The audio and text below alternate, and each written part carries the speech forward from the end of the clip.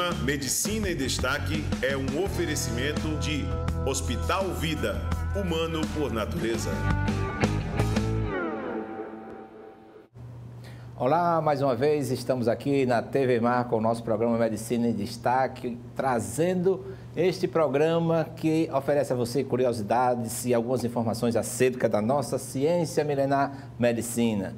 Os nossos convidados são escolhidos a dedos, são aqueles que se destacam pelo seu amor, pela sua dedicação, pelo seu zelo à profissão médica. Eles trazem para você de uma forma simpática, de uma forma simples, estas informações. Hoje nós estamos trazendo, na verdade são 3 especialistas em um só, tá certo? Que ele vai, o otorrinolaringologista. E com vocês está aqui o Dr. Gleidson Lima, ele que é graduado pela UFAL, fez residência na escola na Santa Casa de Misericórdia, tem alguns estágios e algumas pós fora, mas ele está aqui só para você, trazendo as informações sobre essa especialidade, a otorrinolaringologia. Professor Gleidson, muito obrigado por estar aqui com o nosso programa Medicina em Destaque. Professor Odilon, eu que agradeço pelo convite. É sempre bom poder levar um pouco da informação, um pouco do nosso conhecimento para a população, porque eu parto da premissa de que o conhecimento ele deve ser difundido, principalmente para aquelas pessoas que não têm acesso, né? Então, informações simples, mas que não deixam de ser tão importantes, podem mudar a vida de muita gente que está aí assistindo a entrevista e tudo que a gente vai abordar hoje. Porque às vezes a gente sempre diz de médico de louco, cada um tem um pouco, todos nós temos um pouco, e às vezes a gente prefere acreditar no que o vizinho conta, no que a vizinha conta, o chá disso, o chá daquilo, até chá de cocô de cachorro, né? Às vezes algumas pessoas usaram para algumas viroses e assim por diante. Mas hoje você vai ter essa informação pelo profissional, por aquele que faz a sua ciência, a sua arte todos os dias, dentro, no caso, da otorrinolaringologia. Professor Gleidson, o que é otorrinolaringologia e qual o seu campo de ação? Bem, a otorrinolaringologia é basicamente o médico que cuida das patologias relacionadas ao ouvido, o nariz e todos os seios da face, né? A boca e a laringe, né? Também ele pode atuar na área de estética, como fazer rinoplastia, blefaroplastia. Então, é uma área muito vasta, é uma área muito ampla e com muitas patologias e com patologias que acometem a maior parte da população. Então, a procura pelo consultório é muito grande, principalmente pelas mães, pelas crianças, porque se você parar para pensar, as patologias das crianças são todas em vias aéreas superiores. Verdade. Então, a patologia das crianças são patologias da otorrino. Então, a otorrino ela tem um campo muito grande e um público, né, para atender muito grande. E vamos começar, vamos tornar a coisa didática, já que está aqui professor e aluno, vamos tornar assim o programa bem didático. Na criança, quais as principais patologias? Inicialmente no recém-nascido, né? No recém-nascido, tem um ponto muito importante, que é o erro alimentar, o erro da amamentação. As mães chegam no consultório reclamando que o filho está com chiado no peito, está com um barulho que não termina, aquele barulho de secreção constante. Isso nada mais é do erro alimentar. As mães, quando amamentam, elas colocam as crianças bem horizontalizadas. Então, o leite, quando a criança suga o leite, ao invés de descer para o estômago, ela sobe em direção ao ouvido e à narina. Então, o leite fora do estômago, ele irrita a mucosa do ouvido e a mucosa nasal, fazendo com que crie constantemente uma irritação e secreção. Então, por isso, as crianças pequenas têm sempre secreção no nariz e as mães reclamam como se fosse do pulmão, achando que é pneumonia, que é um início de pneumonia, como ela chega falando, doutor, meu filho está com início de pneumonia. Não existe. Ou você tem pneumonia ou você não tem pneumonia. Então, e aí eu pergunto, como é que você está dando a mamadeira? Como é que você está dando o gogó? Eu dou deitado. E na madrugada, como é que você dá? Não, é criança deitada. Então, as mães têm que ter consciência que o aleitamento materno tem que ser o mais verticalizado possível, né? Eu oriento as mães a colocarem a criança pegando o peito aqui com as pernas do mesmo lado. Então, ela segura a cabeça da criança bem verticalizada. No outro lado, quando trocar o peito, a mesma coisa. E não o contrário, colocar a criança inclinada. Então, o mais verticalizado possível. Uma outra patologia também muito comum nas crianças é na hora do banho, dos recém-nascidos. As mães tendem ao lavar a cabecinha da criança, deixar entrar água no ouvido. Então, a água no ouvido ela é prejudicial, né? Então, já fazendo um adendo, a cera não é sujeira. As pessoas têm essa ideia abjeta de que o cerume é sujeira. A cera é uma proteção do ouvido. A cera ela produz enzimas que matam bactérias, ela tem um cheiro característico que impede que insetos se aproximem e ela é gordurosa para que a água não fique acumulada no ouvido. Então, as mães, quando forem dar banho nos seus bebês, lavem as mãos, peguem um algodãozinho, pingue 3 gotinhas de óleo de onço, coloque o algodãozinho tapando o ouvidinho da criança, com a parte seca do algodão para dentro e a parte do óleo para fora, para quando a água bater no óleo não entrar no ouvido da criança e não causar otite. Só com relação ainda à alimentação, né, horizontal, cada um que experimente beber um copo com água ou uma mamadeira também deitado, né? A dificuldade de deglutir, né? E também não só esse deglutir, mas também o regurgitar, né? Porque aí já vem um pouco de ácido. Do refluxo. Uma das queixas das crianças é o refluxo. Tem uma procura muito grande nos consultórios dos gastropediatras e também lá no otorrino, até mesmo os pacientes adultos, são pacientes que têm refluxo gastroesofágico, que reclamam de pigarro, de tosse. Eu estava vendo a entrevista aqui com a Janine e com a Gabriela Sorsten no dia da voz, e aí elas tocaram no assunto, porque eu acompanho o seu programa, e elas falaram do assunto do refluxo. O refluxo é uma das causas de irritação das pregas vocais e da faringe muito grande, então as pessoas têm que tomar cuidado com a forma de se alimentar, não comer e deitar, não comer e dormir, quando se alimentar, não se alimentar com líquido, tem que esperar 2 horas antes, 2 horas depois, evitar tomar café, evitar tomar sucos cítricos, comer pouco e de 3 em 3 horas. Eu digo bastante aos meus pacientes, você tem que comer como a rainha, almoçar, tomar café como rainha, almoçar como outras pessoas ilustres e jantar como uma plebe, né? Então, você tem que comer bem de manhã, pouco, meio-dia e à noite comer menos ainda. Então, o ideal é comer de 3 em 3 horas. Tem uma frase de que você deve comer de manhã, você deve comer bem, meio-dia você divide com um amigo e à noite dá o seu prato para o inimigo. Né? Isso, perfeito. Mas ainda, com relação à criança, ainda estamos na pediatria, um outro comportamento que as mães tomam é que quando amamentam, colocam a criança para deitar, né? Não tem aquele cuidado de botar para a eructação, né? Para que ela elimine gases, senão ela vai, mais uma vez, regurgitar tudo isso, né? Isso, então assim, são orientações que as mães elas têm lá, desde do berçário, quando elas saem, eu falo isso porque na faculdade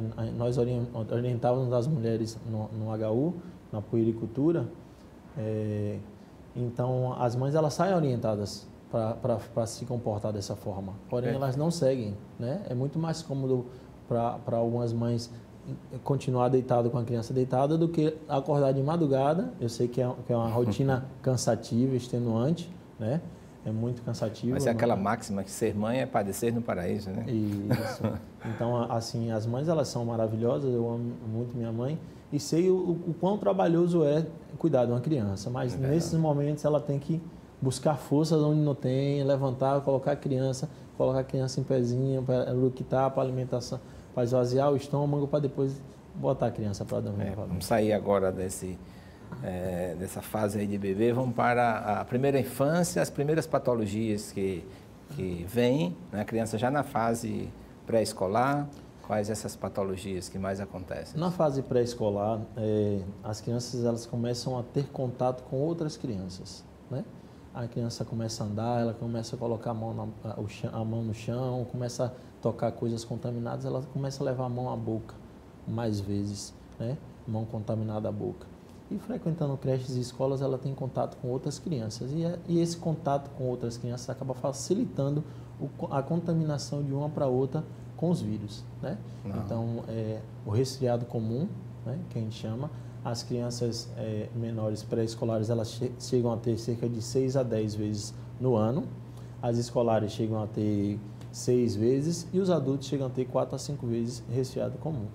Então, é muito comum nas crianças pequenas, as mães falam, mas meu filho vive gripado. Gripado é porque o contato, cada vez que a criança entra em contato com um vírus diferente, e aí são 200 tipos de vírus, cada vez que ela entra em contato com um tipo de vírus, ela desenvolve os sintomas, né?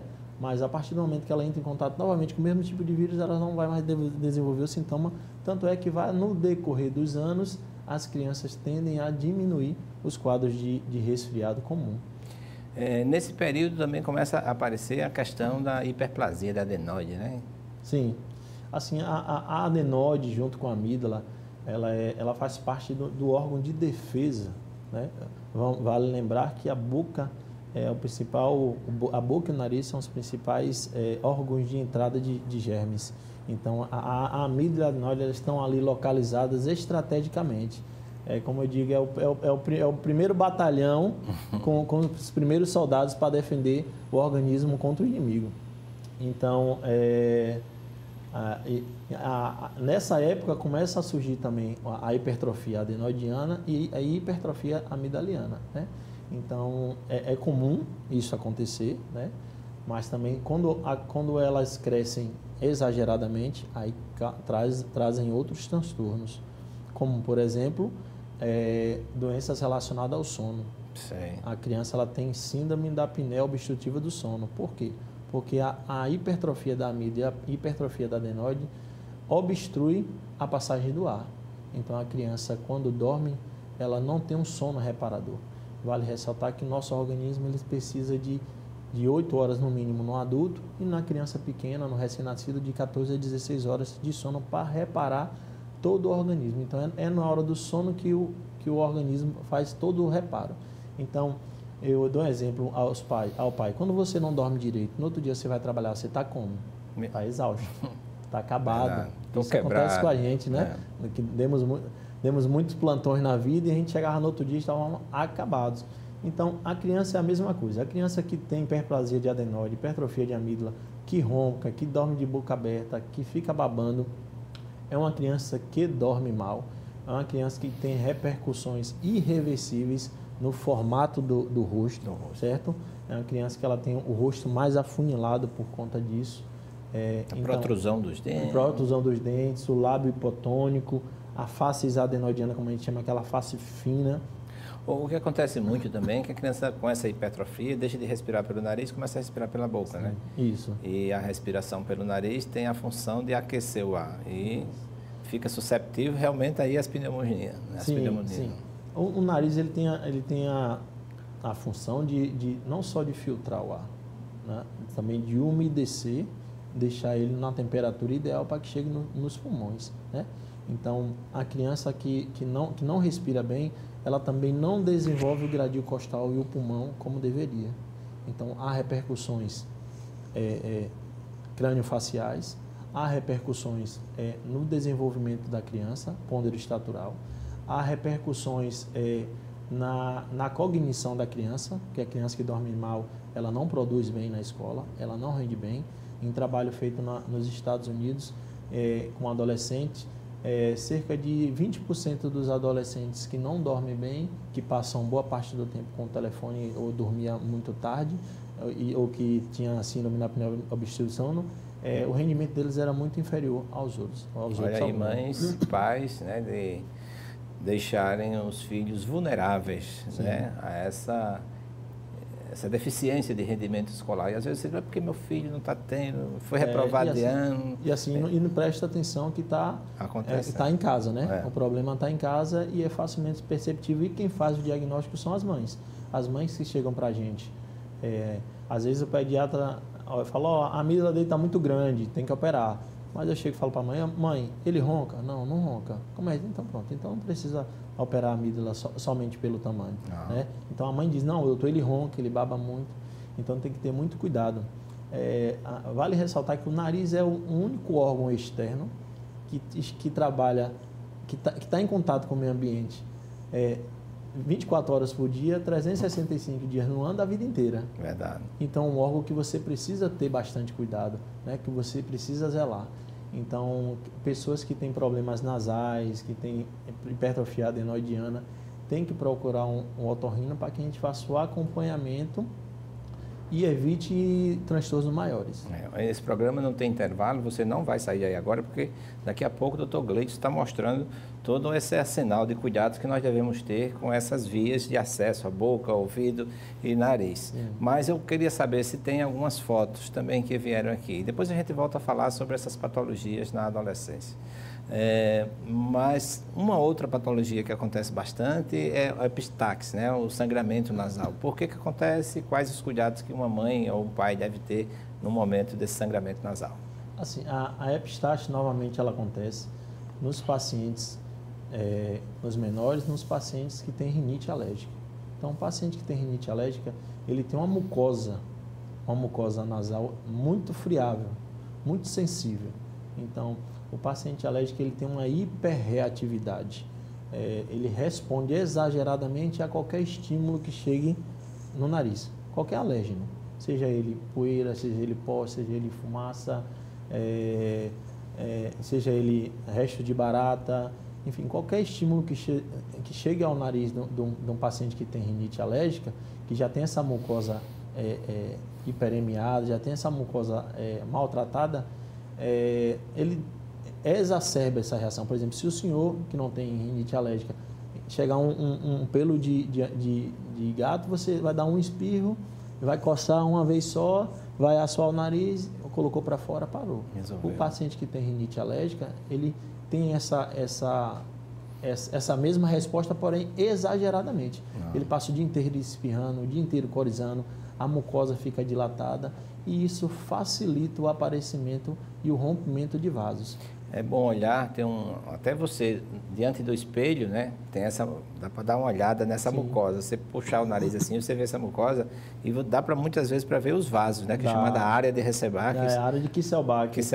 Que é essa a área mais vascularizada do cérebro que fica na região anterior. Então dá para você perceber, olhando no espelho, aqui no septo você vê vários vasos avermelhados. E isso tem tratamento, o tratamento é feito com medicamento e ambulatorial. Maravilha. Outras patologias que acontecem ainda nessa fase também são as questões das sinusites, né? Existe uma propensão, aquele que tem é atópico, tem essa alergia, ter uma predisposição às rinites também, às sinusites, melhor dizendo? Sim, não existe trabalhos que comprovem a relação causal da rinite gerando a sinusite. Mas o que nós vemos no consultório é que pacientes com rinite tendem sim a desenvolver sinusite, né? Eles desenvolvem mais sinusite que os pacientes que não têm rinite, né? Porque o que é que acontece com a rinite? A rinite, ela hipertrofia a toda a mucosa, fazendo com que obstrua, né? Ela fica edemasiada a mucosa nasal, fazendo que ela obstrua todos os ossos de drenagem. O rosto ele é feito por ossos, por ossos aerados, né? Então, aqui tudo dentro é oco, todos os seios, seio frontal, seios maxilares, são ocos por dentro. E eles produzem a secreção diariamente, como a boca produz saliva. E essa secreção ela precisa sair, precisa ser drenada. Existem uns cíliozinhos que vão empurrando bem bonitinho até o rosto de saída. Por isso que às vezes a gente está aqui, depois assim, sente alguma secreção. Esse é o muco produzido por todo mundo. Um sistema de saneamento de limpeza, perfeito. De limpeza, isso funciona perfeitamente. Maravilha. Mas tem pessoas que com rinite alérgica que o aumento dessas estruturas por conta da inflamação que é constante, né? Quem é alérgico, quem é atópico, ele é constantemente uma mucosa inflamada, essa mucosa acaba obstruindo esses ossos de drenagem e fazendo com que essa secreção que era para ser eliminada fique acumulada. Então, essa secreção acumulada prolifera a bactéria e causa a sinusite. Então, pacientes que têm rinite, a maioria deles sim evoluem para a sinusite. E a sinusite nada mais é que inflamação dos seios da face, né?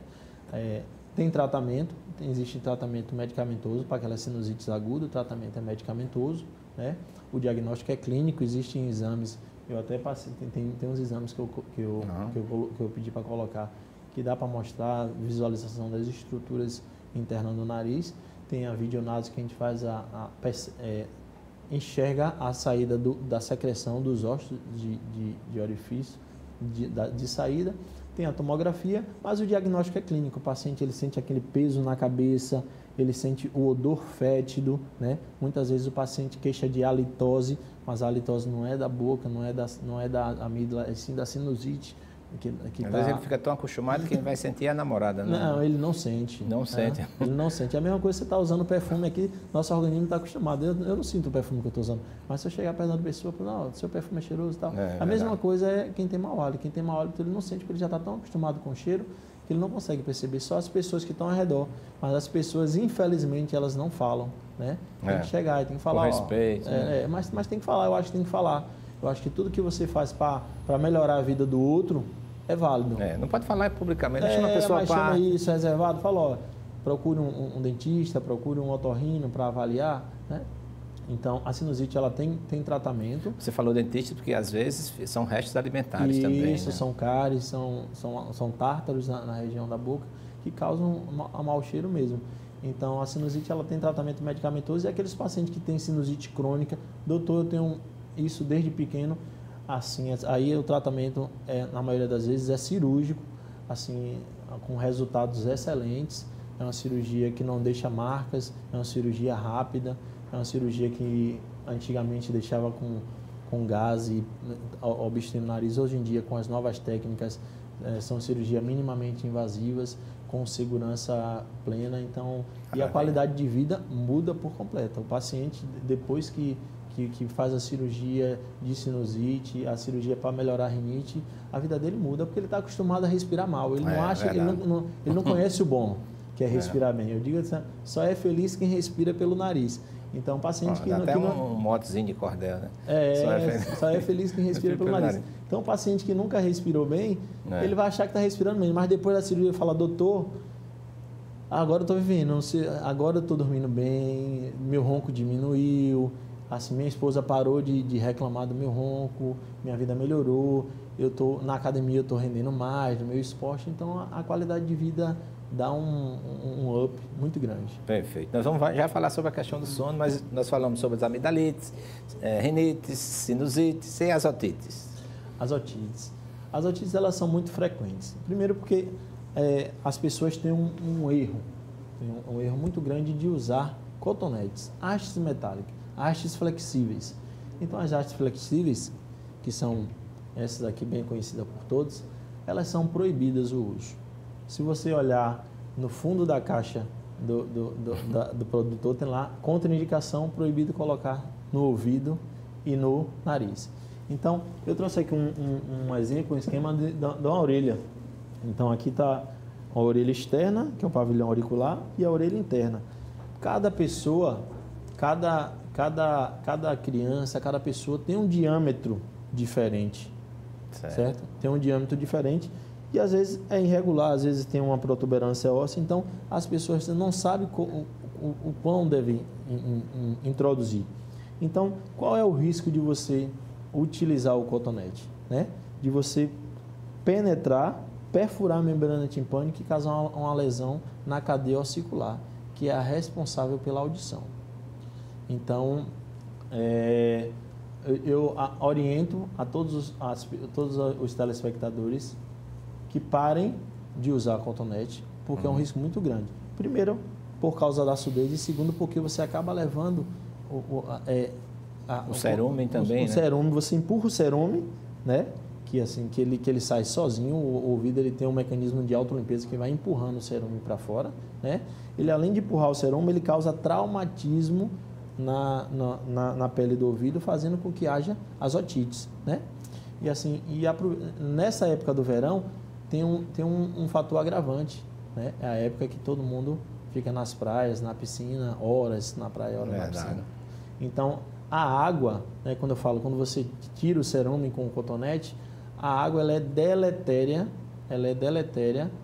pro ouvido. Então, cada hora que a criança permanecer, ou o adulto permanecer na água do mar ou na piscina, ela tem que permanecer meia hora fora para secar o ouvido. certo? Olha aí. Então, e assim, e uma curiosidade, a pele do ouvido ela é tão sensível, né? E ela tem uma característica que ela é a única pele do corpo humano que não tem movimentação, que não é móvel. Toda outra pele do corpo, da mão, do rosto, ela tem mobilidade. A pele do ouvido ela não tem mobilidade porque ela repousa diretamente sobre o osso da mastoide. Então, por isso que quando aquelas crianças, quando ficam muito tempo na água, o que é que acontece? Acontece a mesma coisa que acontece com o dedo da mão, os dedos dos pés. Ficam engelhados, ficam hiperidratados.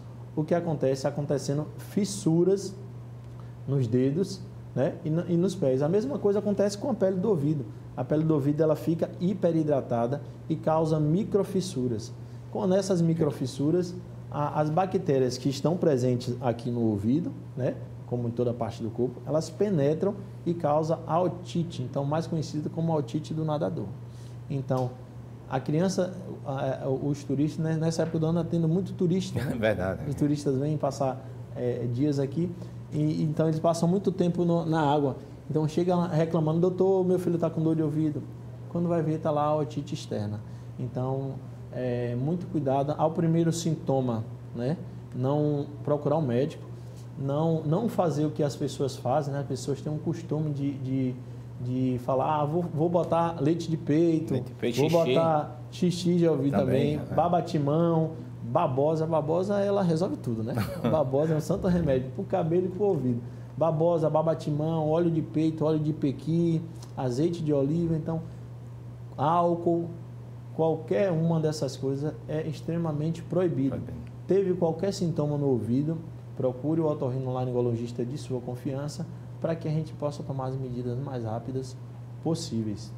E assim, com relação à lavagem do ouvido, assim, é proibido pelo Conselho Federal de Medicina qualquer outro profissional que não seja médico fazer isso.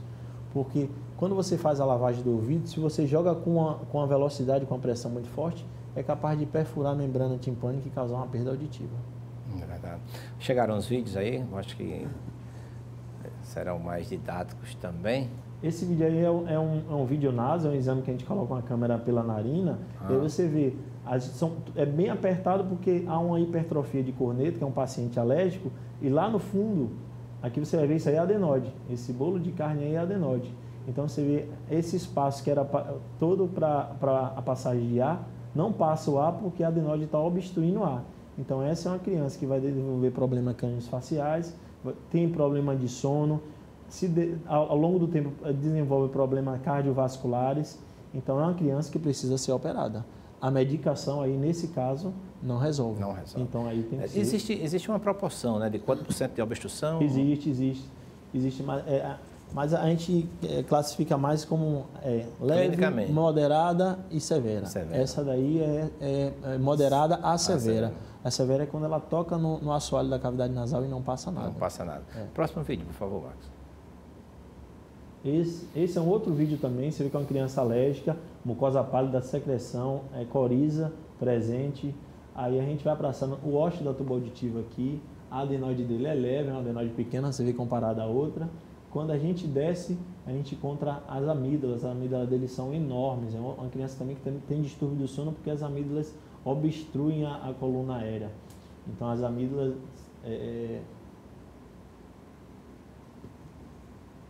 Deixa eu ver se evolui. Não está evoluindo. Cortou. Mas nesse vídeo eu mostrava as amígdalas hipertrofiadas, obstruindo toda a coluna aérea. Então a criança, quando ela deita, as amígdalas vêm, repousa sobre a coluna aérea, obstruindo a passagem de ar. Não tem como não roncar. Não tem como não roncar. E aí é uma indicação formal de amidalectomia, retirada das amígdalas. Verdade. Tem mais, Marcos, por favor. A saia do cotonete. Assim, o que é que o cotonete faz, né? Empurra o cerume, ele vai empurrando o cerume, que o próprio ouvido ele tem um mecanismo de autolimpeza, né? Então, ao fazer isso, você vai estar dificultando, nesse caso aí, a perfuração da membrana timpânica, causando a surdez. Então, são comportamentos que a população tem e que não tem que deixar de ter, porque senão pode levar a uma perda de audição. Lembrar que o ouvido um dos órgãos mais importantes porque ele é responsável pela audição, né? Sem a audição você não interage com as outras pessoas, você não percebe o que está acontecendo no mundo, né? Tanto a audição quanto a fala são extremamente importantes para o dia de hoje. Né? E você perdendo a audição... É irreparável, não tem como substituir. Não tem como substituir. E as pessoas não dão valor, né? Eu digo isso porque hoje em dia, com esse negócio de aula online, as pessoas ficam o dia inteiro com um fone de ouvido com uma altura muito grande. Então, essas pessoas vão desenvolver perda auditiva induzida por ruído. O senhor médico do trabalho também sabe o quanto tem de pessoas que trabalham com ruído e que têm a perda auditiva. E são irreparáveis, são irreversíveis, não voltam mais, infelizmente. Uma outra coisa também que as mães devem ter cuidado, que fica o dia todo a criança com o fone e ela não é capaz de auferir esse volume, Sim. né? Se for um filho que gosta de música, de um som metálico, uma guitarra, aí realmente os efeitos são deletérios, como você disse, são mais cruciais, né? São. Além da perda de audição, tem a questão da interação, né? As crianças hoje em dia elas estão muito focadas nos aparelhos eletrônicos e estão deixando de interagir com outras pessoas. As crianças hoje elas se sentem muito mais à vontade para fazer um vídeo, para postar nas redes sociais do que conversar com o próprio colega da sala dele. Então, isso é um conselho que eu dou para as mães, é que diminuam ao máximo o uso de aparelhos eletrônicos, porque tem repercussões psicológicas, tem repercussões, as crianças não querem praticar atividade física. Eu lembro que na minha época eu passava o dia inteiro andando de bicicleta, jogando bola, pulando muro da casa dos outros, brincando, enfim. Hoje em dia as crianças... Corre, pega, xinga, né? Assim, era maravilhoso, né? Hoje em dia, por conta da violência também, que está muito grande, mas as crianças têm espaço nos seus prédios, então as crianças têm que ser estimuladas a praticar esportes, a interagir com outras crianças, porque isso faz parte da evolução, né? Além disso, se fosse entrevistado um ortopedista, ia dizer dos efeitos da coluna, né? Isso, a posição, né? Então, é o que eu digo, nós estamos evoluindo. Nós viemos do macaco, né? Na teoria, nós viemos assim e ficamos mais eretos. Agora estamos evoluindo, estamos agora voltando para ficar assim. Novamente. Então, os problemas da coluna, né? Certamente vão aparecer. Vê mais fotos aí, por favor, Marcos. Vocês têm vídeo? Eu acredito que não. Isso aí são os fatores desencadeantes das alergias respiratórias, né? Nossa. A gente passou bem rápido pelas rinites alérgicas, mas aí o principal agente causador da rinite alérgica é o ácaro, né? É o ácaro que está em nossa casa, que está no nosso colchão, no nosso travesseiro.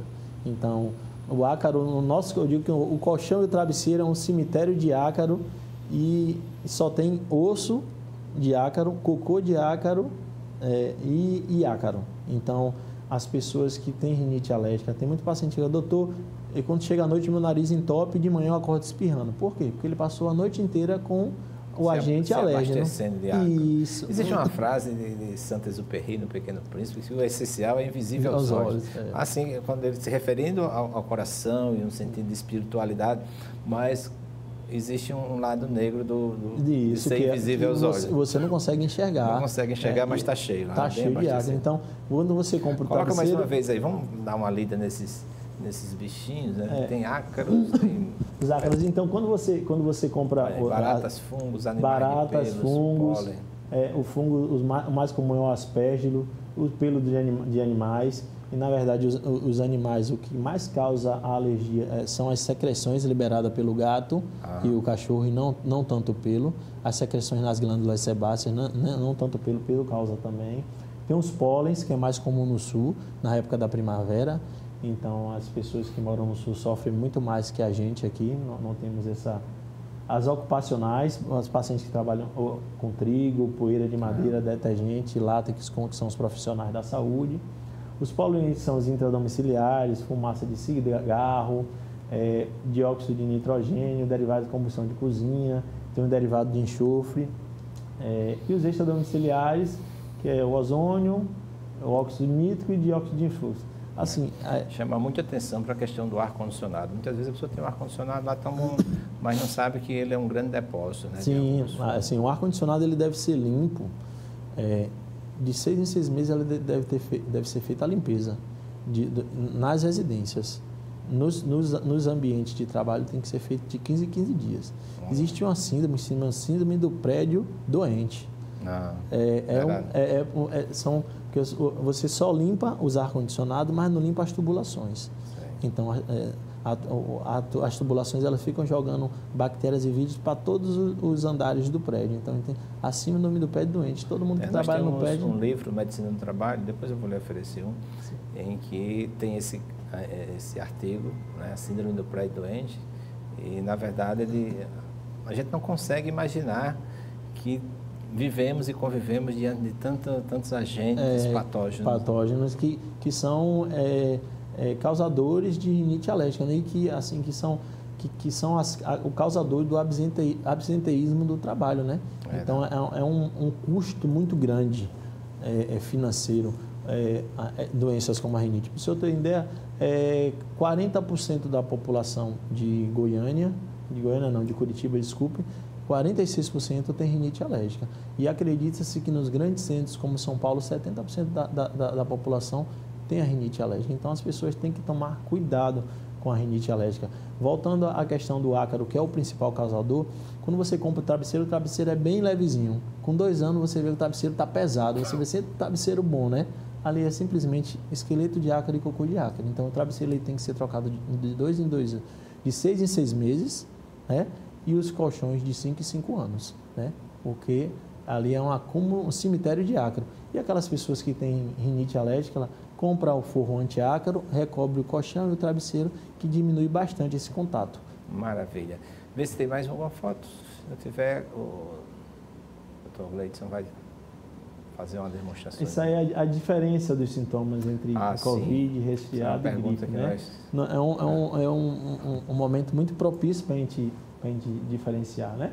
O coronavírus, a febre é comum, na gripe também, o resfriado, a febre é baixa, muito rara, o cansaço, o Covid, às vezes, principalmente quando evolui para a fase inflamatória, na gripe é comum, no resfriado comum às vezes, a tosse no Covid é seca, né? É comum também, na gripe também, no resfriado comum é tudo leve.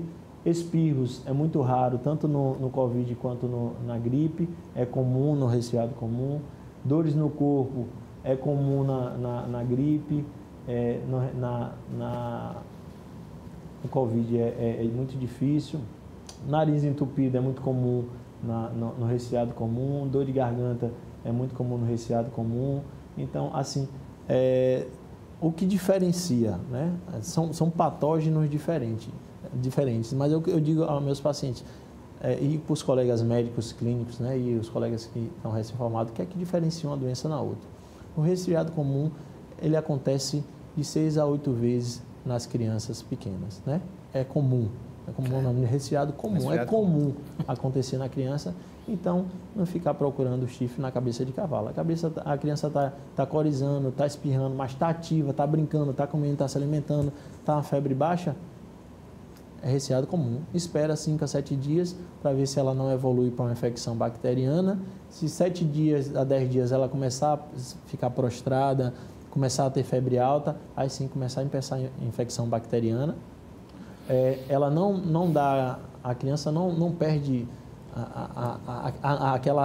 aquele ânimo que toda criança tem, né? Então, a criança mantém as atividades dela de vida normais.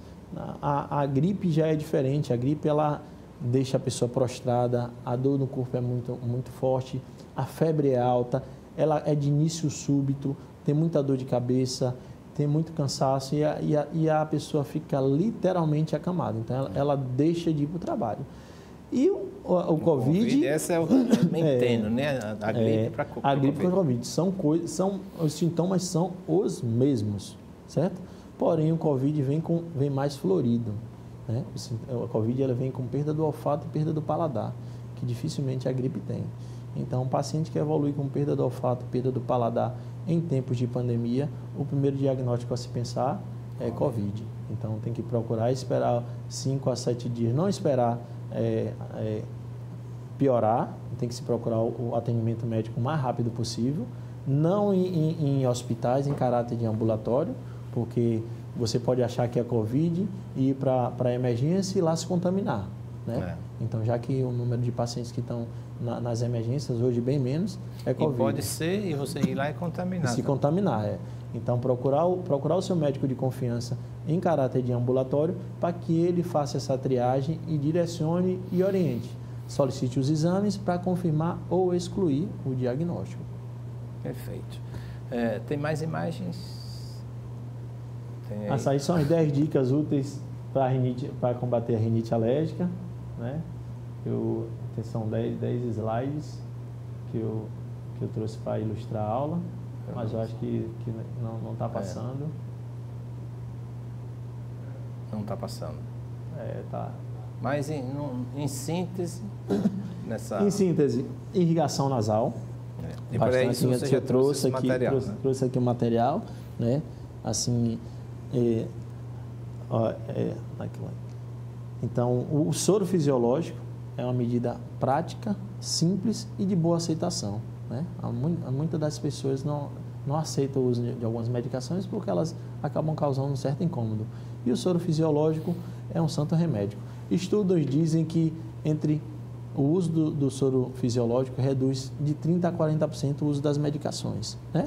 Então, existem de várias formas, existe ele pressurizado, assim, com jato forte, que você aperta ele, sai. Então, você coloca nessa direção, a mão direita na narina esquerda e você aperta e joga lateral. Para o soro pegar na lateral do nariz, porque as estruturas e os orifícios dos seios nasais estão na lateral do nariz. Perfeito. No centro só tem um septo. E do outro lado, do lado de cá, para o outro lado, da mesma forma. E aperta. 3 a 4 vezes por dia, né? Existe desse tipo para aquelas pessoas que não têm condições, né?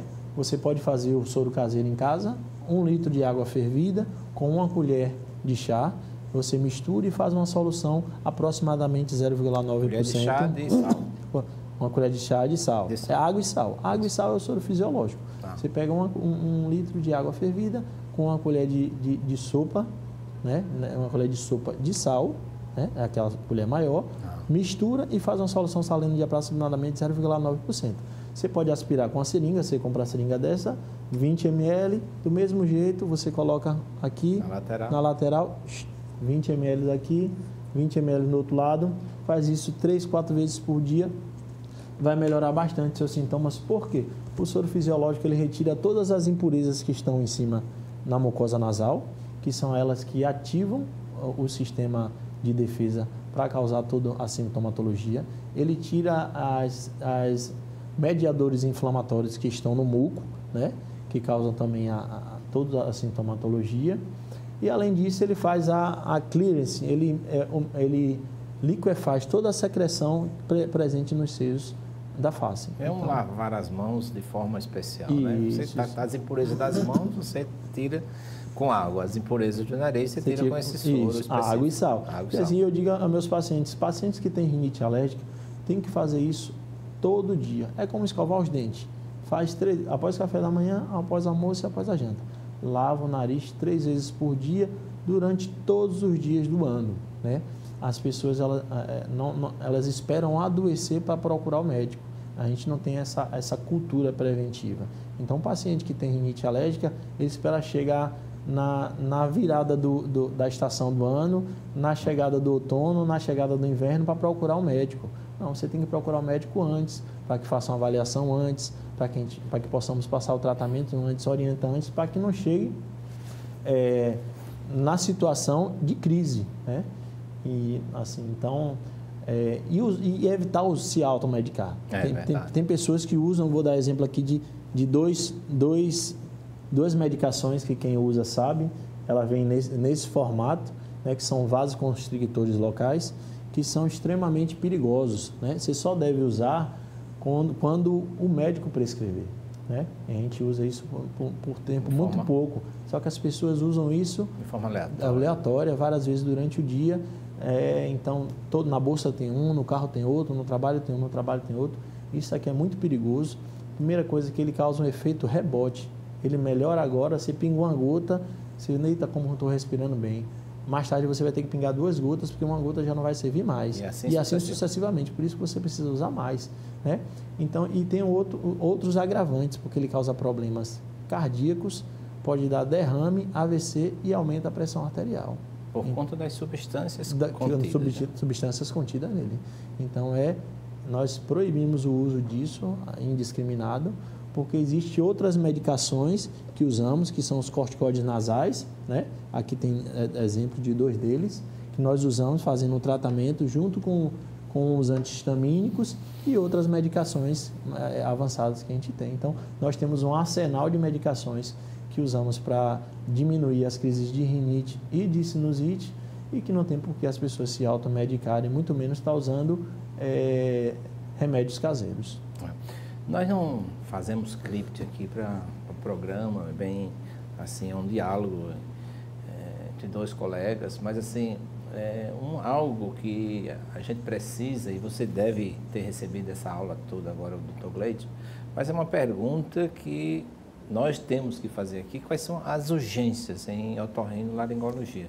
Porque, às vezes, você pode evitar um mal maior tendo uma conduta adequada ainda em casa, antes de chegar no médico, né? Quais são essas principais urgências? Primeiro é epistaxe. Sangramento nasal é uma urgência, assim, se é um paciente que tem constantemente e ele vai ao médico, ele já sabe como conduzir. Ele já sabe como se comportar no momento do sangramento. Na segunda vez ele já... ele vai até o consultório, a gente medica e fala, acontecer de novo, você faz isso. Então, é um paciente que dificilmente ele vai voltar ao consultório, exceto que piore, né? Mas um paciente que tem pressão alta, descontrolada, que tem aquele sangramento volumoso, né? Que tem muita perda de sangue, sim, esse tem que procurar emergência e aí nós abordamos o paciente, colocamos tampões, fazemos cauterização e quando isso não resolve, a gente coloca no centro cirúrgico e faz a ligadura da artéria que irriga essa região. Com relação ao ouvido, os pacientes, tem muito paciente que tem gripe, que tem otite, que tem gripe que evolui com perda de audição, diminuição da audição. Esse você tem que procurar com urgência o médico, porque essa perda de audição pode se tornar permanente.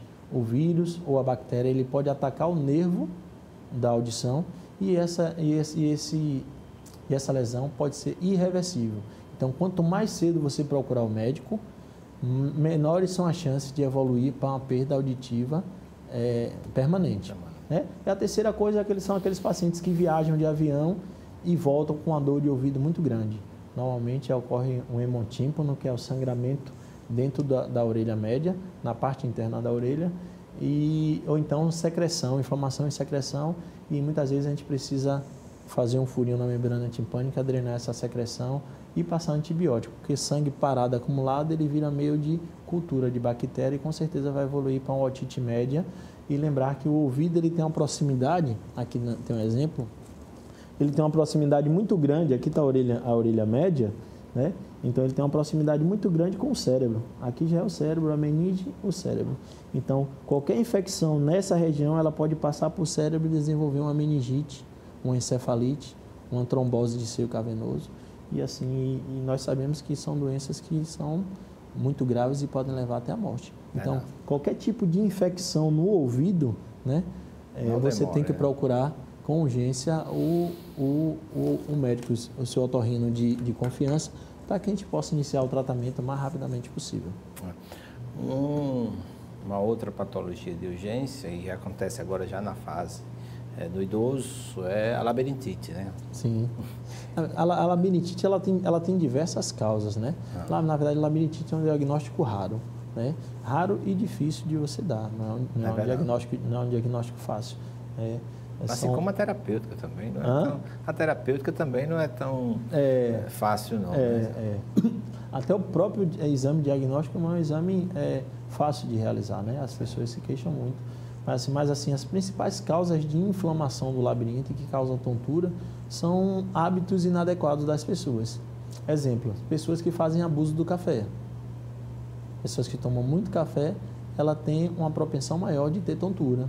As pessoas que fazem uso abusivo de refrigerante, né? As pessoas que fazem uso de chocolate, tabaco as também. pessoas, cigarro, que fazem uso de comida gordurosa. Então, essas pessoas, elas têm uma chance maior de ter tontura por conta dessas substâncias, né? Vale lembrar que o órgão responsável pelo equilíbrio, eles são estruturas microscópicas. Então, o sangue, quando ele chega lá, ele tem que chegar bem fluido. É o que eu digo aos meus pacientes. Você come muito colesterol, você come muita gordura, muito chocolate, seu sangue está com colesterol altíssimo. Então, eu dou exemplo, quando você puxa o canudo, a água, com o canudo, a água vem fácil. Agora, você puxa com aquele mesmo canudo uma vitamina de abacate e você tem que fazer a maior dificuldade. Então, é o que acontece no sangue quando passa pelo ouvido. Ele passa com dificuldade. Então, quando ele passa com dificuldade, ele passa inflamando todas as estruturas. E isso causa uma ite, né? Eles causam uma labirintite, ele causa uma inflamação. O telespectador já aprendeu que tudo que é ite é inflamação. É inflamação, isso. Amidalite, enite, isso, a inflamação do local. Então, fora isso, também tem a diabetes, também influencia, a pressão alta influencia tanto na tontura quanto na labirintite. Então, o primeiro sinal de tontura, né, cortar esses tipos de alimento, né, praticar uma atividade física, procurar um médico clínico para dosar hormônios de tireoide, hormônios de fígado, glicose, colesterol, alguns componentes do sangue que podem causar tontura e zumbido. Maravilha.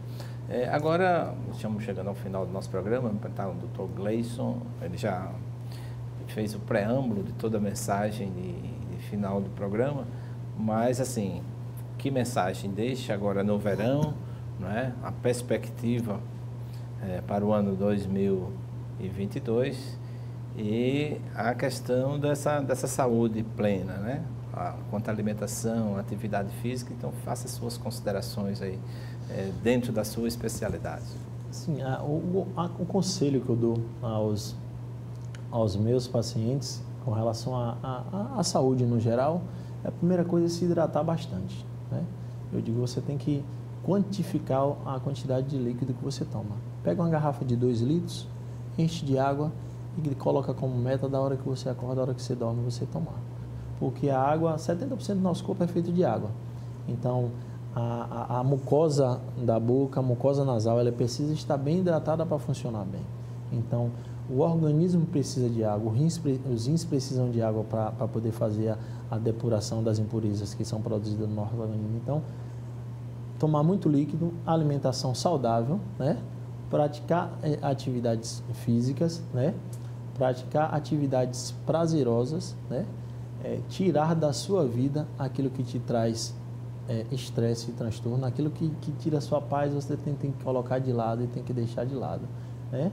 E as expectativas para o ano de 2022 é que sejam as melhores possível, que seja de muita paz, de muita saúde, de muita saúde, porque esse ano foi um ano de muita doença, de muita saúde, de muita paz, e que Deus nos abençoe, nos proteja e nos livre de todo mal, né? É o que eu desejo a todos nós. Que seja extensivo a todos vocês, todas essas palavras do professor Gleison, agradecer a ele por subtrair da sua agenda esse momento muito especial para estar exatamente aqui conosco. Na mesma toada, desejamos para vocês também o próximo programa já é depois do Natal, que esse Natal seja repleto de muita hidratação, sem excessos as comidas gordurosas, sem excesso de comidas também, tudo na medida de álcool certa. Também, de álcool também. Bebidas também tem que ser. O tabagismo deve ser evitado, até porque você vai incomodar aqueles que estão presentes. Isso. Muito amor, cante uma boa música, o excesso também de barulho incomoda também. Isso. Que tenha uma boa relação com você, com os outros e com Deus. Ficamos aqui. Amém. E até o próximo programa, se Deus assim permitir. Obrigado.